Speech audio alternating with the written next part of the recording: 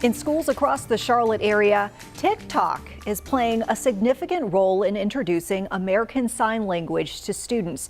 And as you probably know, ASL is a visual language used by the deaf and hard of hearing communities to communicate with each other and to the world around them.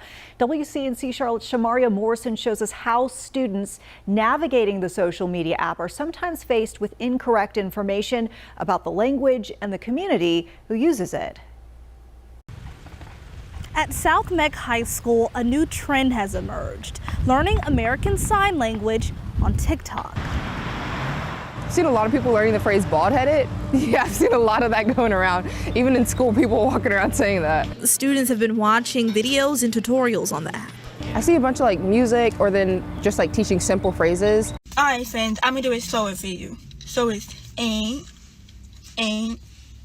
that, your, and then friend like this. And there's a list of rising stars who students enjoy. She signs with long nails and people are always mad at her for having nails. And she's like, I can have what I want. South Meck's ASL teacher, Katie Linker, says she's also noticed the trend. I use TikTok and I'll be scrolling and I'll see many people teaching. I'll go into the classroom and some of them sign songs and I'm like, how did you learn that? TikTok.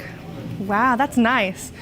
As the language becomes more popular to teach on the app, there is some controversy. But one of the biggest arguments right now in the deaf community is two groups of people, hearing people who teach ASL and deaf people who teach ASL. Linker says in her class she teaches why it's important who you learn ASL from. Just make sure if they're deaf or a CODA, a child of a deaf adult, you learn from them because it's the best way that you can learn. Because if you learn from a person that doesn't really know ASL, you're learning wrong and you're exposing it to other people.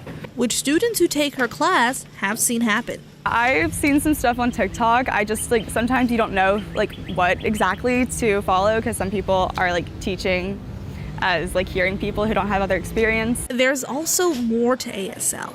We've learned a lot about the struggles that they face and how people can think differently of them and how to respect them and just talk to them like normal people and just communicate with them in the best way possible.